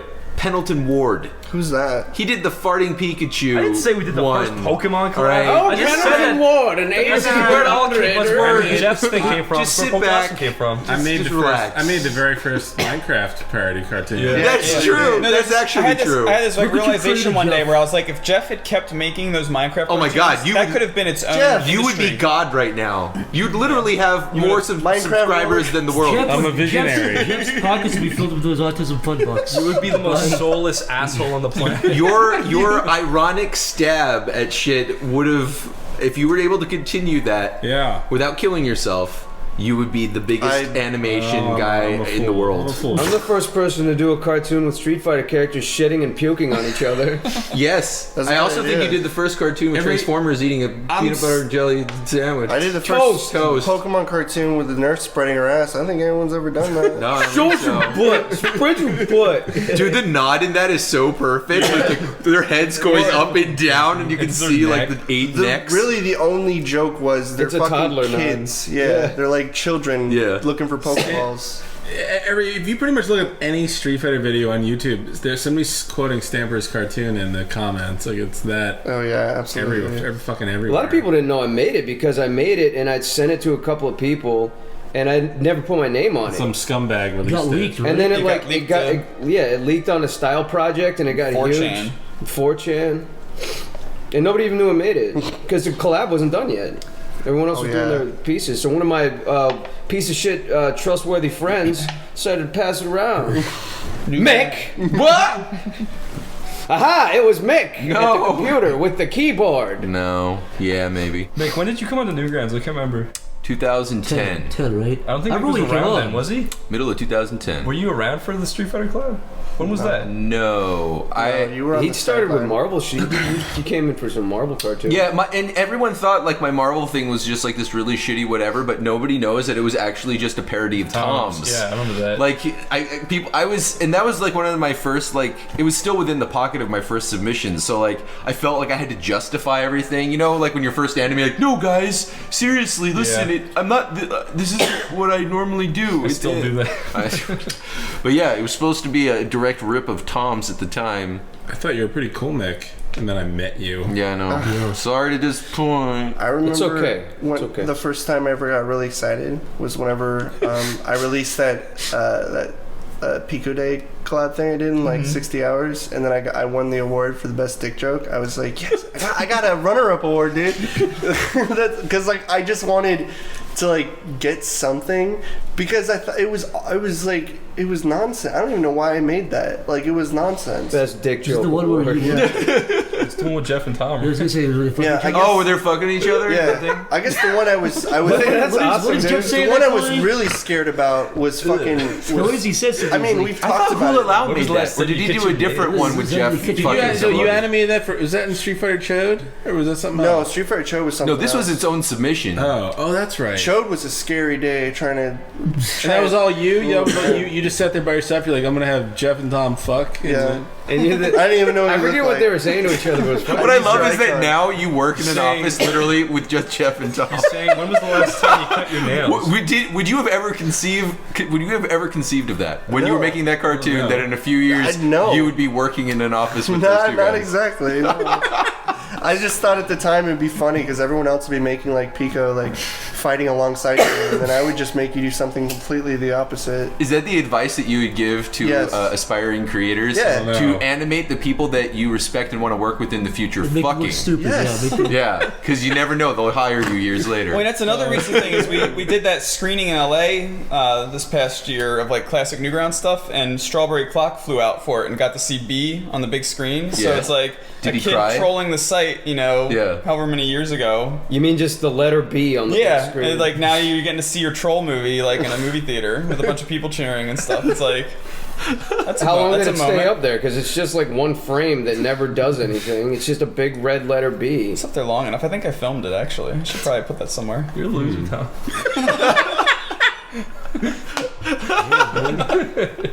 I remember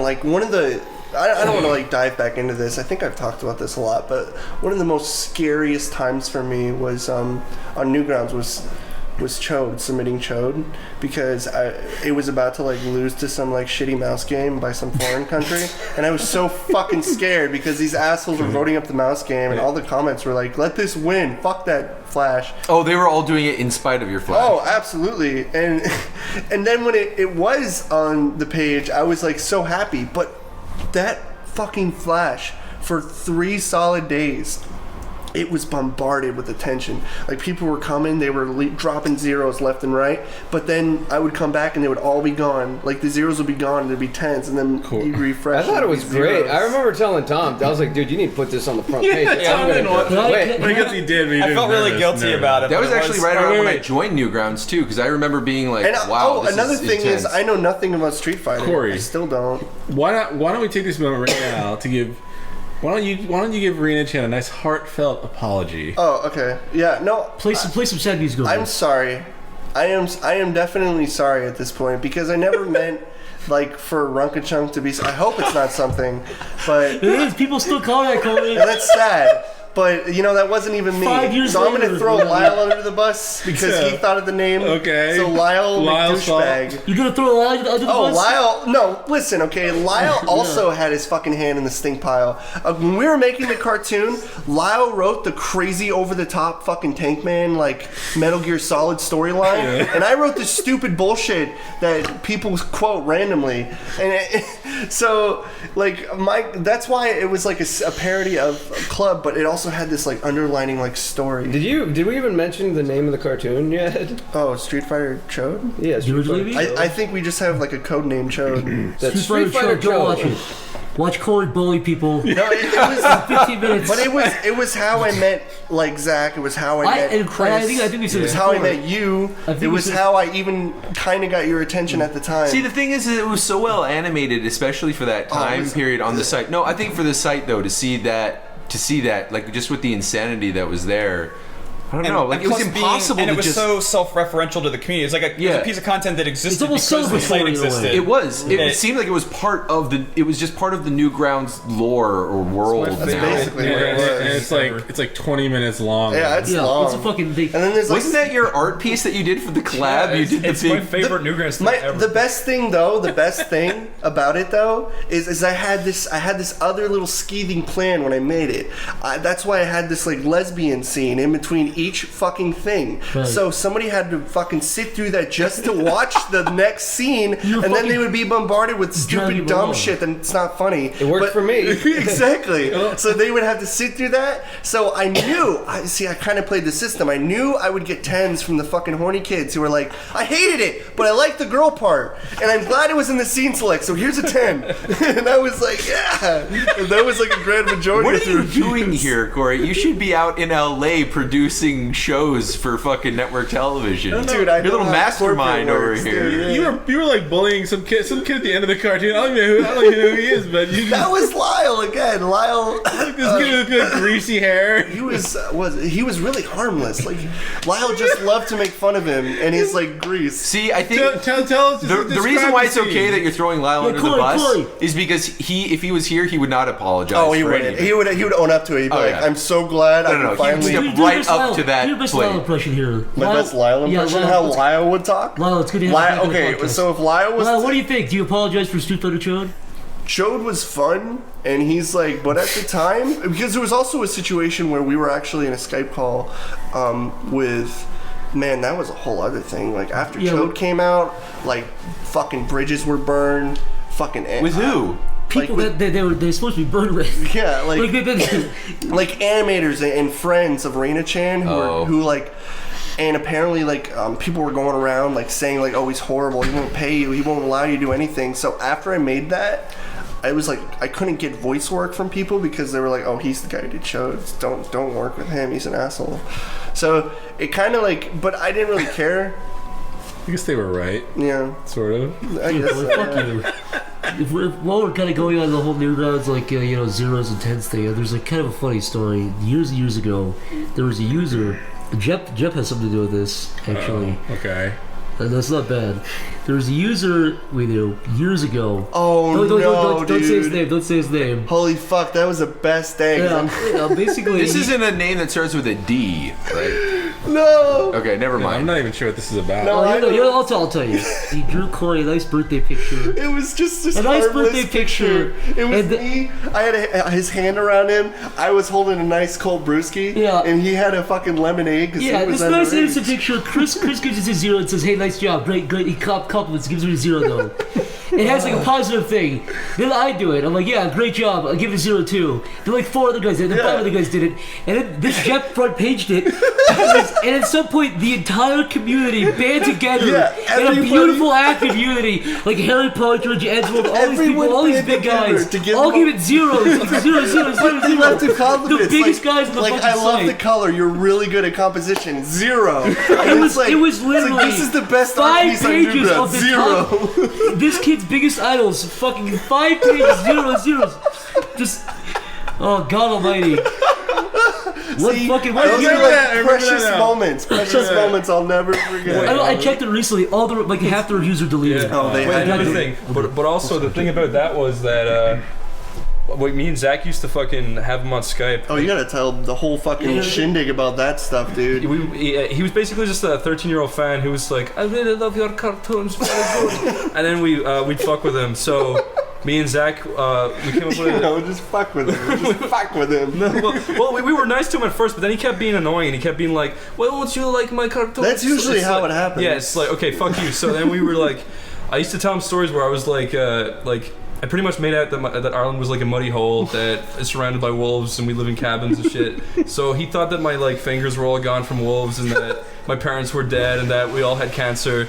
And then one day we told him that, or this was the day I was going to block him because he was annoying me. But like now he's a nice guy. But anyways, the day where he was annoying me, I was like, "Listen, dude, I gotta go for a few months." And he was like, "Where are you going?" And it's like, I'm gonna be an astronaut. And he was like, "No, you're not." And I was like, "I swear, you can ask Zach." And I was like, told Zach, like, if asks, tell him I'm going to train to be an astronaut in NASA. And Zach was okay. So then he asked Zach. Zach was like, "Yeah, dude, he's gonna do that." And I was like, "Oh." And then he was like, "Wow, you're really going to be an astronaut?" And I was like, "Yeah, goodbye, dude. It was really nice knowing you." And I blocked him. And then a few days later, I told Zach to tell him that I had died in a spinning around in a chair test. What's it called? The Centrifugal force? Yeah. Centrifuge. So Zach told him that my neck broke because my neck was too So you thin. like snapped around. And then we went through the trouble of me pretending to sign into my account as my brother Bert, who doesn't exist. Basically, you changed your Skype name. You changed your Skype name to Bert O'Neill. Yeah, Bert. I don't know why, but anyways. And we were like, "Listen, It's crafty, dude. yeah, it was really mean, but then It we were was like, just bizarre, if anything. yeah, looking back on it, really is just weird. But then we were just like, listen, we're gonna have a funeral for Chris. Like he's a hero. He was like, okay, I will be there. Like a Skype funeral. And then and then we all entered the call, and I pretended to be my dad, and I was You're just like, my son, my boy's dead. You played like the song from Leo and Satan. You played the song from Leo and Satan where Leo dies. Yeah. And it was like, there was like a faint like, yeah. and he left. Yeah, and he left. and then that was the last we heard of him. And then I signed back into Skype one day, and I was just like, I called him, and he was just like, hello, and I was like, hey man, what's up? And it was me, and he's like, you motherfucker! motherfucker! It's just like, You know, and actually, Did you we forget? made you a no, memorial I just wanted to see what he did. We made you a rest in peace video. You can find it on. Yeah, that was what the NASA rest in peace video you was can for. find that on. Oh, yeah. What channel is it? I think it's on Oney with Pebbles. Yeah, it's just. I uploaded it there. Zach but cut out a bunch of pictures of me in MS Paint. we put it yeah, over. we saw did that like one. that was for that. That was for him, yeah. So, and then I came back months later. I was like, "What's up, dude?" He's like, "You motherfucker!" And he blocked me. And then for years he hated me, but now he likes me. Shout out to that guy. You know who you Yeah, are. those were the days. Oh, the good old days. The good old days. Mick, what would you say your original experience with Newgrounds was hostile? Because a lot of people hated your guts. I did. Yeah. Chris hated you. I don't know. I just thought you were I didn't fat. hate you. I'm kidding. Yeah. I liked you kind of. No, I don't know. No, Chris was like, I hate that rice pirate guy. I do kind of hate He's you. too popular. He's in everything. It was weird. I don't know. Like it was a break from Dick. Yeah, from sucking dick that I did all day long. I was my making a chapped goof. I was making a lips. goof. You didn't have to admit to nothing. You know? Log into Newgrounds with an aching jaw. No, it was a very Newgrounds was weird, man. It was full of like tons of hate that seemed to get approved, and it was just such a weird, fucking bizarre world of like strange sprite animations and dick jokes and like cookie cutter make it yourself games. I don't know. It was just Newgrounds was like the home of the dick joke for years. Yeah, no, it was really weird. But in all of it, there was clearly a sense of community, which I thought was really cool. Yeah, it was my favorite community. There was definitely like its own lore, which I thought was. There hasn't been a community like Newgrounds for me since. No, I have not. Newgrounds is still nothing exists. Newgrounds is still the definitive. Like, I've never Flash seen a version. site like I'm sure like DeviantArt people would argue otherwise, and No, I think Tumblrists would argue otherwise. But Tumblr, Tumblr and DeviantArt aren't Newgrounds. Newgrounds was not only a forum; it was a You could actually talk. Yeah, no, and that's the thing is that like these other sites where they all think that they're kind of the center of the universe, including Reddit. The thing is that they all seem to be very homogenous in their thinking. Like it's like well, you're either with us or you're against us kind of thing. Versus Newgrounds, I felt was very open to such a wide range of people, and it wasn't just a wide range of people. It was a wide range of people who could accept a wide range of people. Yeah. Like, you know, like me or Tom or whatever. Like, yeah, we're a little bit older. I joined it when I was 30. There's like little groups here and there. Yeah, but I could Groups still hating laugh each at other. the dick jokes, and I could still understand the hate. And even when people would troll the site and like, you know, they'd plug their Flash in and downvote things, a part of me still thought it was kind of funny. Like, even though I didn't appreciate it to a degree, I don't know. It's like I just felt like everybody understood, and it was a place where it was like nobody got banned. Essentially, nobody got banned unless you really fucked up. Unless you really genuinely fucked up. But I mean, dude, you're talking about a site where people are posting, "I'm going to burn down my school," and then the next post is, "Hey, I just had some kids," and you know, it's like, "Congratulations, you faggot," you know, whatever. Yeah. But I don't know, like, it just seemed like everything. I don't know. I enjoyed it a lot. It was a really bizarre experience on the internet. I was going to say it was a fun community. It was a fun place to learn how to be an asshole. And hate yourself years See, later. it's not so much that like I was a piece of shit. I don't think of like things that could be like I could submit a cartoon and get like, you know, like look for trophies and then review and comment on people. It's just that like now I would like to have something, like I want to work towards something instead of like putting something out there. I'd rather have a big term goal of what I'm doing and work up to it. Yeah. With before it was like I didn't know what I was going to do. I was just sort of releasing cartoons now and then and stuff. And it's kind of funny too because at first when I first came to Newgrounds, like I said, I just made really trolly shit. Loud noises, like the awful shit. I was no better than the people who did fucking clock flashes. I made those loud videos. The worst with of the fucking, worst. Yeah, I was the worst. You were fucking bottom McCarty. But then like when I released Chode, I kind of got this like realization where it's like anytime I worked on something, I ended up putting more effort into it. And then when I released it, like people were like, "You should just keep doing this." And I was like, "Okay." And then that's what I did. I stopped doing like really.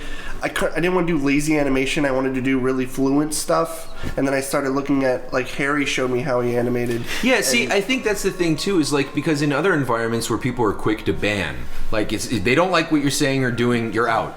That's DeviantArt. Right, but I think with Newgrounds, the thing that was so healthy was that people could be fucking assholes or they could do stupid shit. But like, if they put in time and effort into something, you know, you'd get reviews like, "Dude, what the fuck is up with these jokes? You're such a fucking troll." But dude, the animation's amazing. Oh yeah, I would always review that. If you'd like to look at some reviews, look at Corey and I's older reviews. Chris's too. Yeah, I would always look at.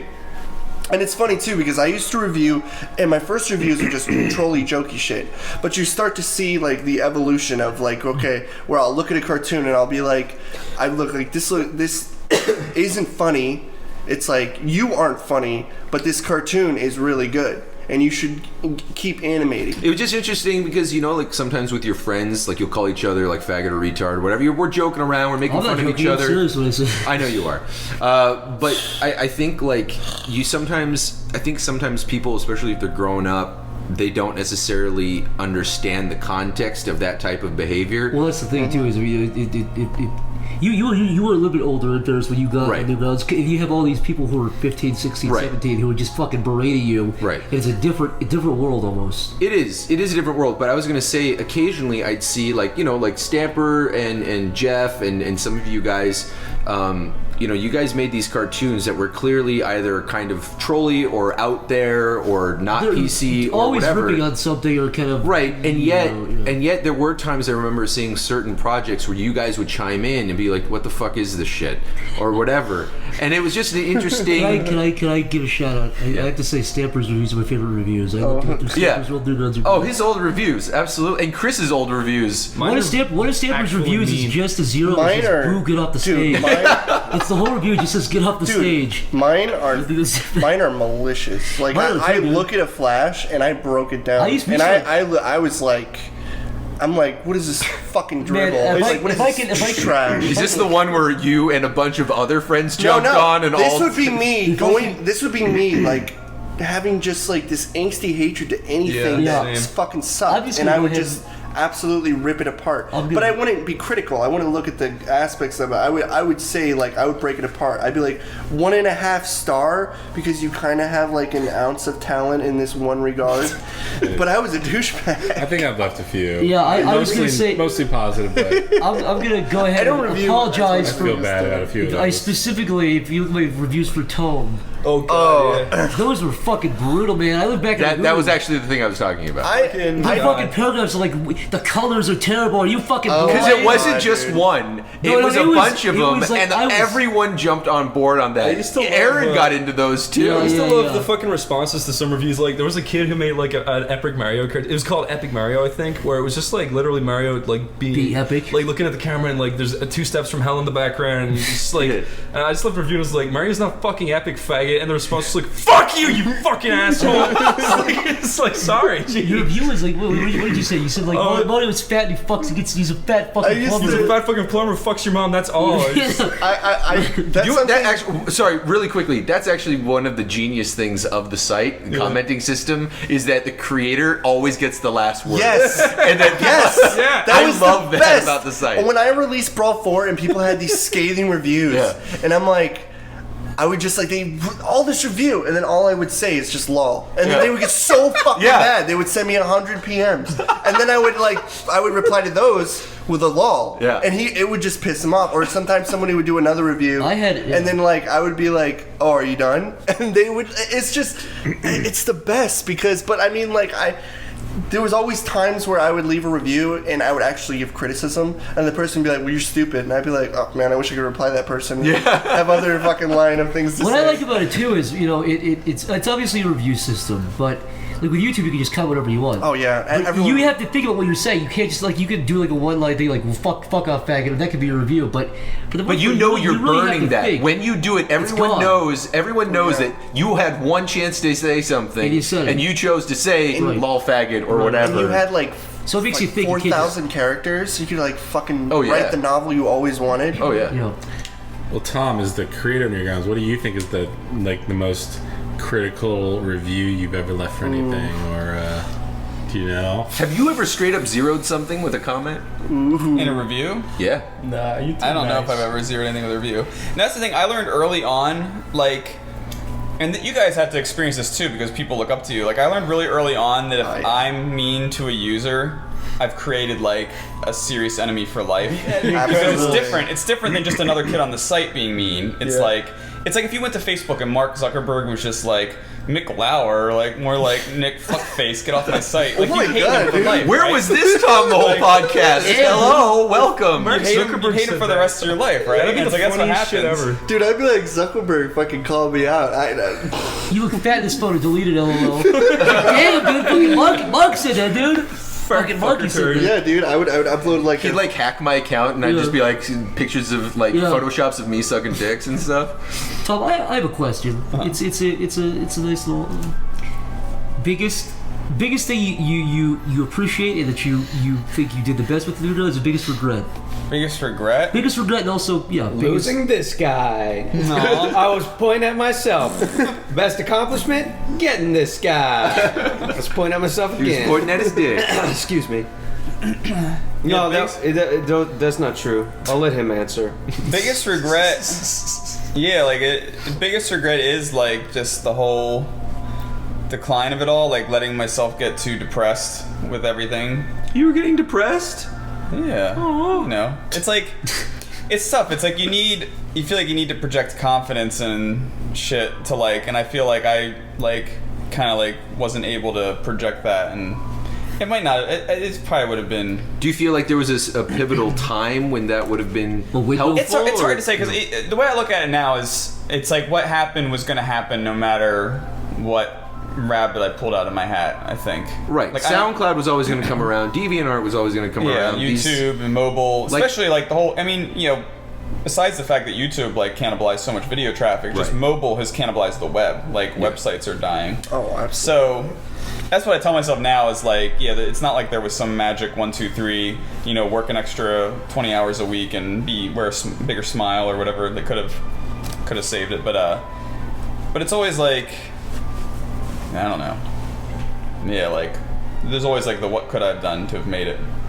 I think that's probably the most frustrating thing is because that question, it's not even like, man, I wish you could go back and kiss Jenny in front of the cafeteria instead of just letting her walk by. This is one of those situations where you don't even know what you would have done. Well, like one of the big things is like it's really easy to say if we never allowed porn on the site, we would have had higher paying ad rates, and we would have all those people that hate the site because there's like, there's adult content.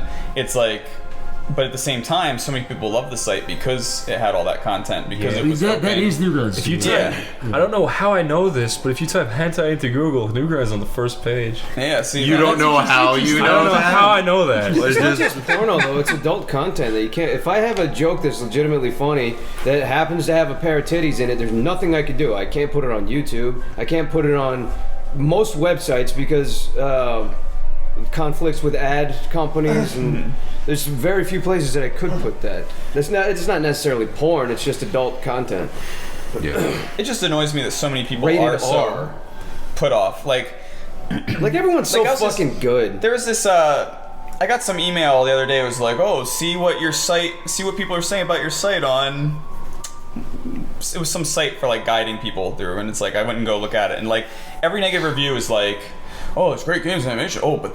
You know, watch out for the porn. Yeah. It's like go somewhere else. It's just like there's really come on. It's like don't people realize that the internet is just one click to porn, regardless of what website you're on. There's porn always hiding around the corner. Like you can go to Google image search and type a porn word, and you'll get more porn than Newgrounds has ever seen in its entire existence. You can type a non-porn word. Yeah, that's true too.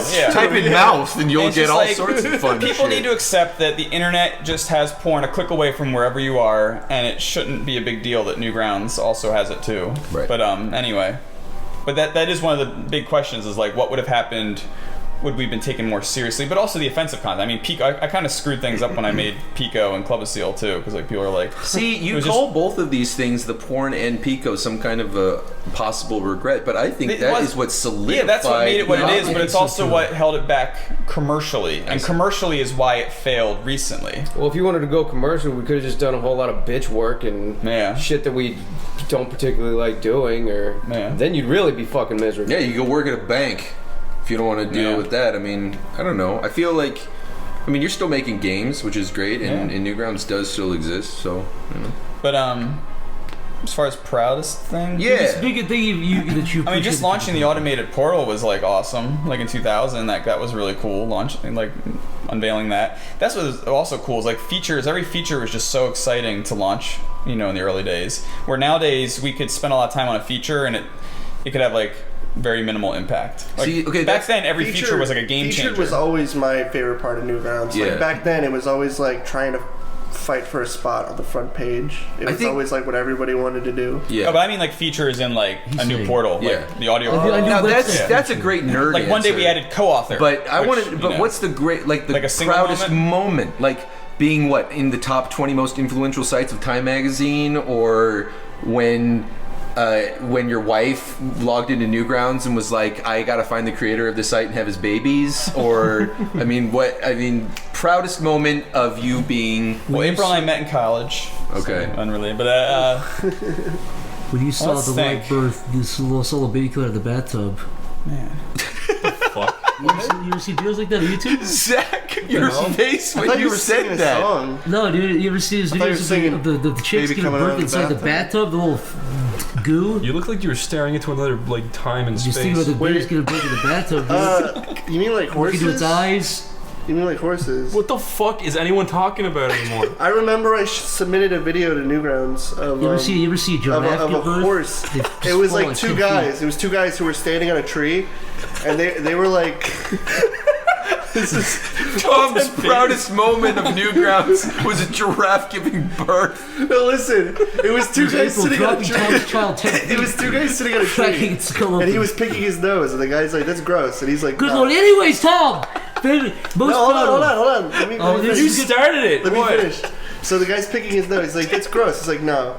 And then he pointed over there, and I actually took an entire YouTube video of a horse having birth with the fucking placenta egg and the blood and everything, and then at the end the guy's like, the placenta egg. Yeah, or something. And then the guy's like, "That's not that bad." And then it was over, and then I submitted it, and it got planned. Tom, hold on. The only review. There's more to this story. The only review was, "What the fuck was that? A horse having sex?" Oh wait, Tom left that review? No, the only review it got was, "What the fuck is that? A horse having sex?" All right. Okay, go ahead. All right, Tom. No. I guess that's the problem. Is I don't have moments of pride. I just have moments of like hate. Well, Tom, we're all proud of you, feeling inferior, needing to do better. So what was the thing that happened on the site that made you feel the least inferior? What was the least shitty moment of running this goddamn company? Well, speaking as Tom, I just kind of like the general feeling of being a god. Yeah, there's like lots of little moments. Like anytime that anyone who's an amazing animator says how they started animating because of Newgrounds, that's like a moment. That's like it's a nice moment of pride. I mean, was there ever a moment where you got in the car, you were driving home, the wind was blowing in your face, and you just sighed and you were like, "Holy shit! Wow, that's awesome." Not everyone meditates, Mick. Yeah, that was a little gay, dude. That was really gay. Get off the podcast. Fine, bye. Later. There you go. I'm out. Okay, go ahead. Mick, I'm leaving too. I would say one moment that felt like a pinnacle was, it was so. I guess this was late 2008. Am I the only one trying here? God damn it, Tom! Spit it out! Castle Crashers had come out and was a success. Newgrounds was still hanging in there pretty well, and April was newly pregnant, and we went to Good job, Tommy. We flew to Japan for the Tokyo Game Show, and I was there on the your floor wife real good. of our booth. You so good, dude. So I'm there at our booth. That means you came in her, dude. Anyway. Yeah, dude, you came in your wife. So I'm at our booth at the Tokyo Game Show and thinking about how when I was a kid, I always wanted to go to the CES show. Like, this was before E3. It's like I always wanted to go to the CES show. Like, it was the Consumer Electronics Show. It was where the video games used to be before E3. And there was a fanzine where they had a contest where you design a game, and the best game design would win all their swag from CES. So when was this? This was when I was like in like junior high or something. So I created a game which is very prescient. It was called Violin Master. It was like comical, but it was Violin Master. It was basically like Guitar Hero. Cool. But and I won the contest, and I got this huge package of all the shitty flyers you get at CES.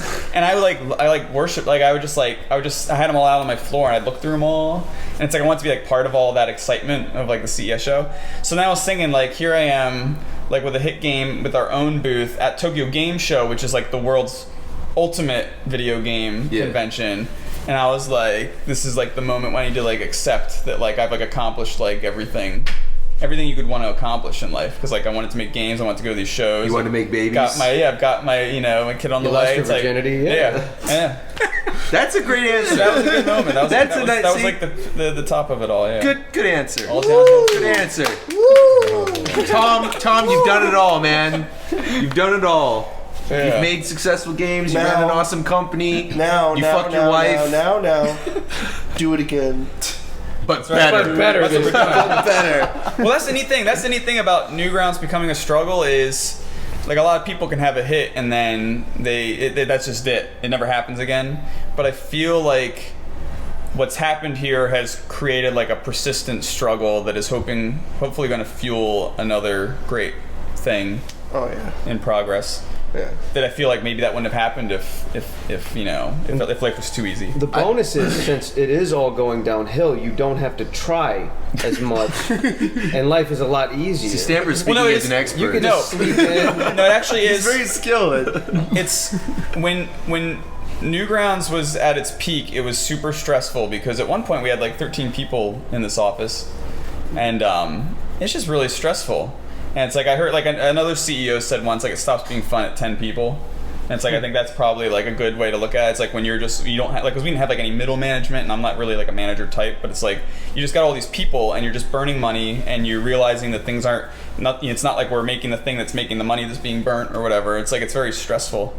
So that is the thing about everything being smaller now, is like it minimizes like what's hanging over you, the boulder that you're carrying on your shoulder. That makes sense.